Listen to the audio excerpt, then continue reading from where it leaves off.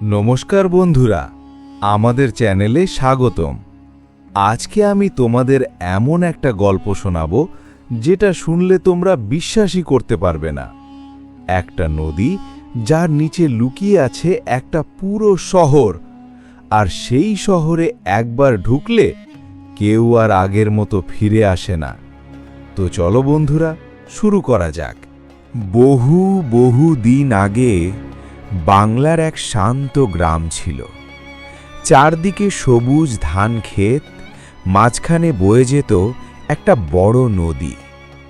সন্ধ্যা নামলে নদীর ওপর কুয়াশা ভেসে উঠত, বাতাসে ভিজে মাটির গন্ধ, দূরে ঝিঝি পোকার ডাক। কিন্তু সেই নদীটা ছিল অন্যরকম। গ্রামের মানুষ বলতো, এই নদীর তলায় কিছু আছে, কিছু যা চোখে দেখা যায় না কিন্তু অনুভব করা যায়। আর রাত 12টার পর নদীর জল থেকে অদ্ভুত আলো বের হতো।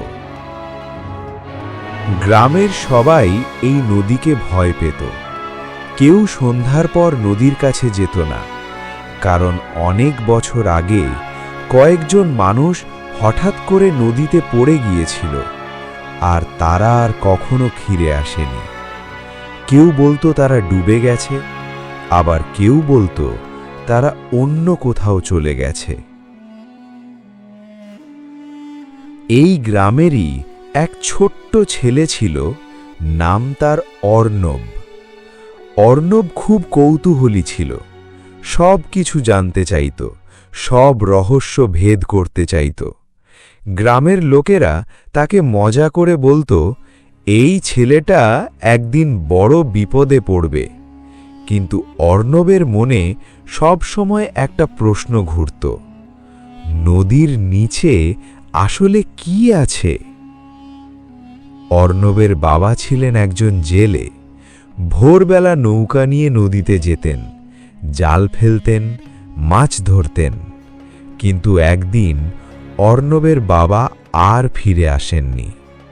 সেদিনও আকাশ ছিল পরিষ্কার, নদী ছিল শান্ত, কিন্তু হঠাৎ করে নৌকাটা উল্টে যায়, আর তারপর কেউ আর তার বাবাকে খুঁজে পায়নি।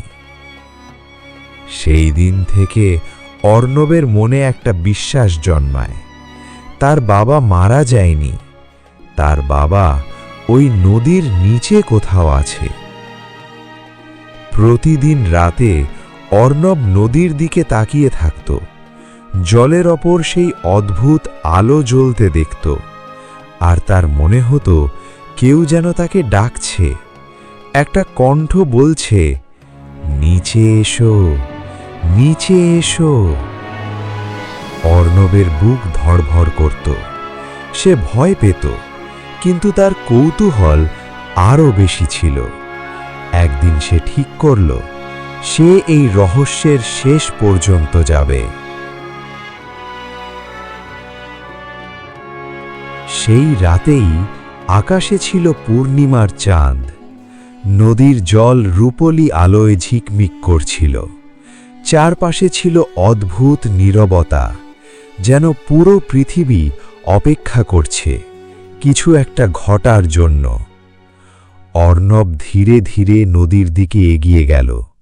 তার পা কাঁপছিল, কিন্তু সে থামল না। তার মনে হচ্ছিল আজ কিছু একটা হবেই।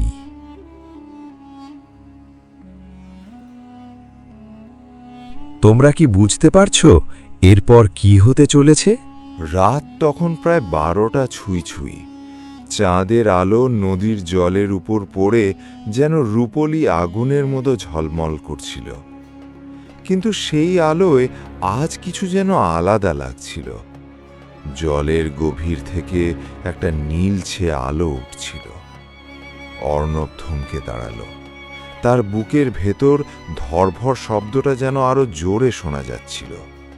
তার মনে হচ্ছিল কেউ তাকে দেখছে, কেউ তাকে ডাকছে। হঠাৎ করে বাতাস থেমে গেল, ঝিঁঝি পোকার ডাক বন্ধ হয়ে গেল। চারপাশে এমন নীরবতা নেমে এলো যেন পৃথিবী থেমে গেছে। অর্ণব ধীরে ধীরে নদীর জলে পা রাখল।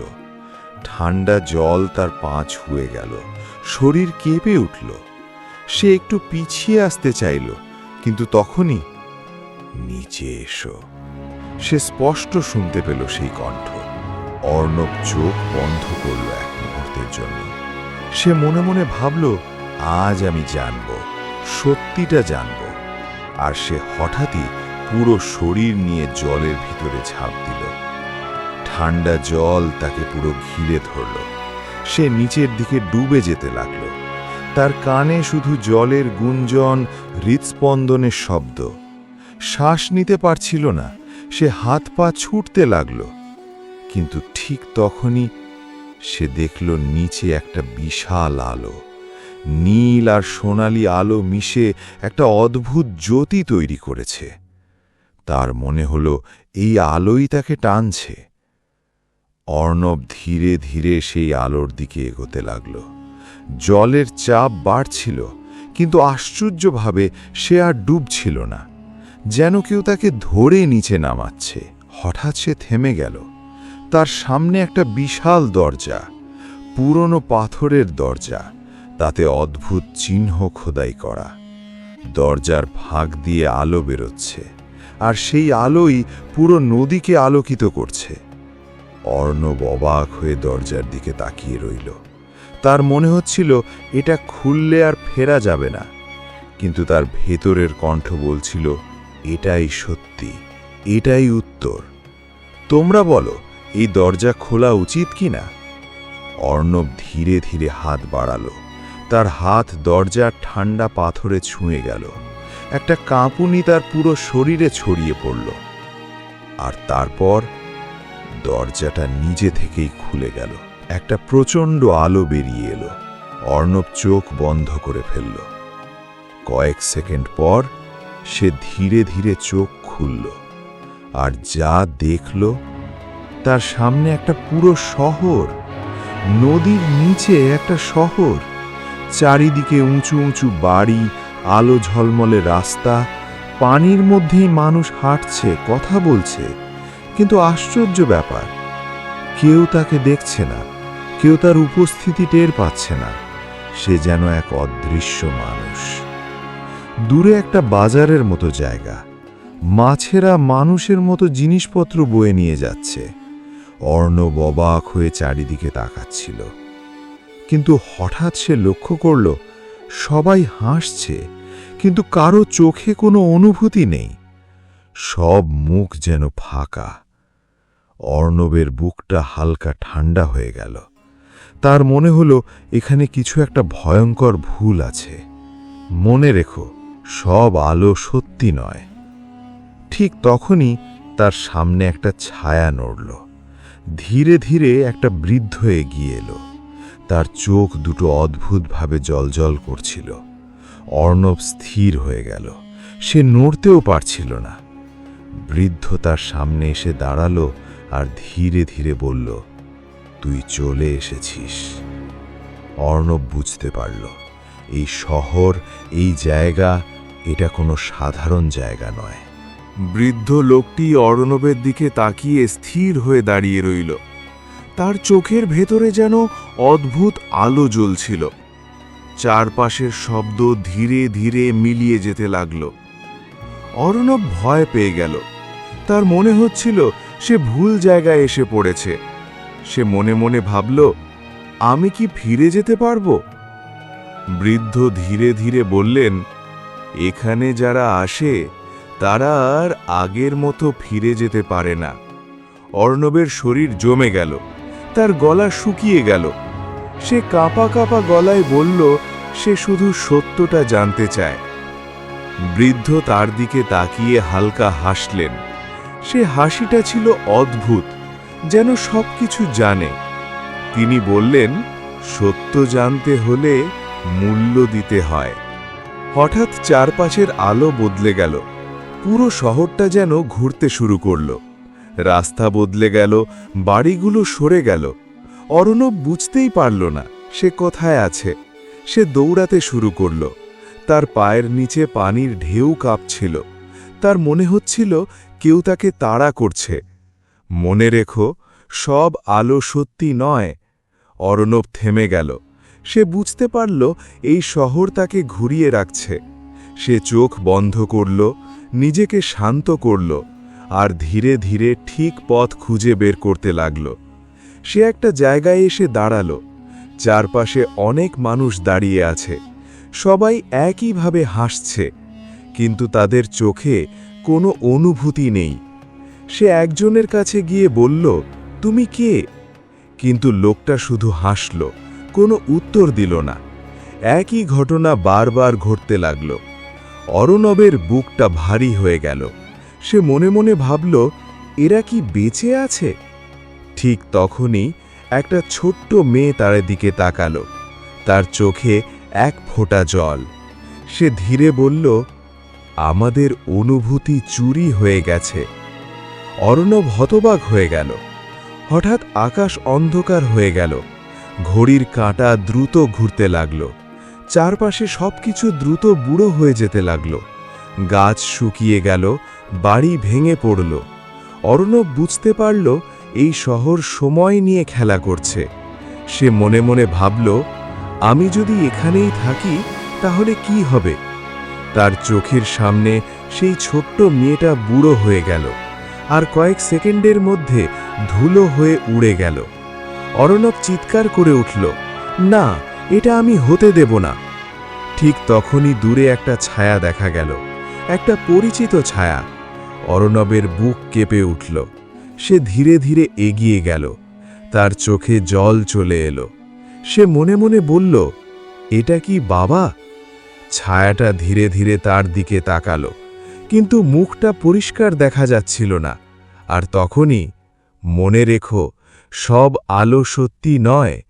অর্ণব বুঝতে পারছিল না এটা কি সত্যি নাকি এই শহরের আরেকটা ফাঁদ। তোমরা বলো, এটা কি সত্যিই তার বাবা? চারপাশে হঠাৎ আবার নীরবতা নেমে এলো। সময় যেন থেমে গেল। অর্ণব সেই ছায়ার সামনে দাঁড়িয়ে আছে। তার বুক ধড়ফড় করছে। ধীরে ধীরে ছায়াটা স্পষ্ট হতে লাগল। আলো তার মুখে পড়ল। আর তখন অর্ণব দেখল ওই মানুষটা তার বাবা। তার চোখ ভরে গেল জল দিয়ে। সে দৌড়ে গিয়ে বাবাকে জড়িয়ে ধরতে চাইল, কিন্তু তার হাত বাবার শরীরের ভেতর দিয়ে চলে গেল। অর্ণব পিছিয়ে গেল। তার মনে হচ্ছিল এটা সত্যি হতে পারে না। বাবা তার দিকে তাকিয়ে শান্ত গলায় বললেন, আমি এখানেই আছি, অনেক দিন ধরে, কিন্তু আমি আর আগের মতো নেই। অর্ণব কাঁদতে কাঁদতে জানতে চাইল তিনি কেন ফিরে আসেননি। বাবা ধীরে ধীরে বললেন, এই শহর মানুষকে আটকে রাখে। এখানে যারা আসে তারা নিজেদের সবচেয়ে বড় ইচ্ছার মধ্যে হারিয়ে যায়। তিনি বললেন, তখন আমি শুধু চাইতাম আমাদের জীবন ভালো হোক, আর সেই ইচ্ছাই আমাকে এখানে বেঁধে রেখেছে।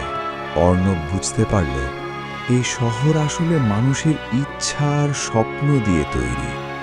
যত বেশি ইচ্ছা তত বেশি ফাঁদ। মনে রেখো, সব আলো সত্যি নয়। অর্ণবের চোখ দিয়ে জল গড়িয়ে পড়ল।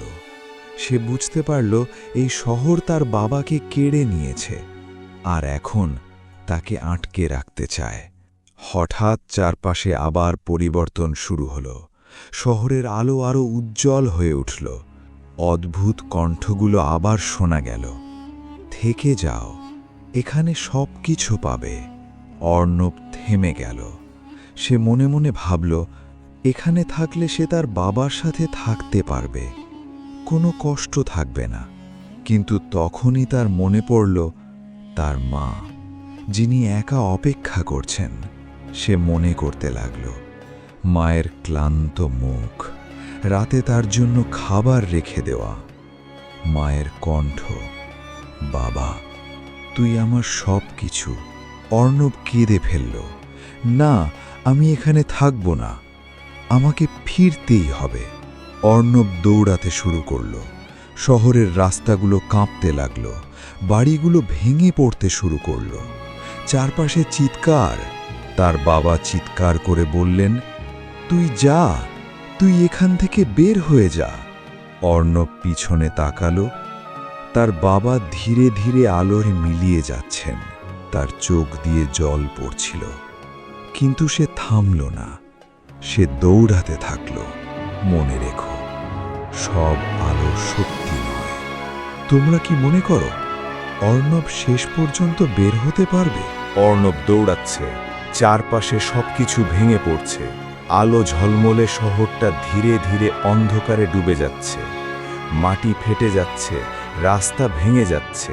তার শ্বাস দ্রুত হয়ে গেছে, বুকের ভেতর ধকধক শব্দ। কিন্তু তার চোখে এখন একটাই লক্ষ্য, বের হতে হবে। দূরে সে সেই দরজাটা দেখতে পেল যেখান দিয়ে সে ঢুকেছিল, কিন্তু দরজাটা ধীরে ধীরে বন্ধ হয়ে যাচ্ছে। অর্ণব বুঝতে পারল, যদি এখন না পৌঁছয় তাহলে সে চিরতরে আটকে যাবে। সে আরও জোরে দৌড়াতে লাগল। পায়ের নিচে জমি ভেঙে পড়ছে।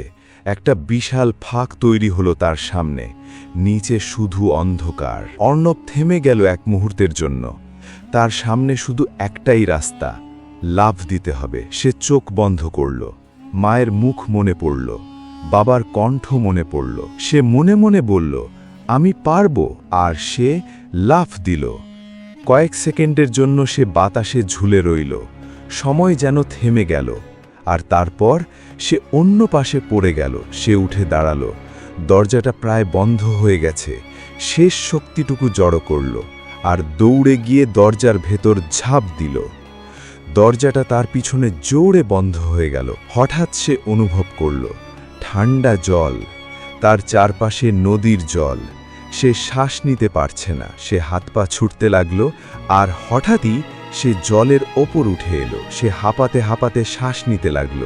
চারপাশে সেই পরিচিত নদী, আকাশে চাঁদের আলো। অর্ণব বুঝতে পারল সে ফিরে এসেছে। সে ধীরে ধীরে তীরে উঠল, তার চোখে জল। সে নদীর দিকে তাকিয়ে রইল। তার বাবা, তিনি আর ফিরবেন না, কিন্তু তিনি তাকে বাঁচিয়ে দিলেন। অর্ণব হাঁটু গেড়ে বসে পড়ল।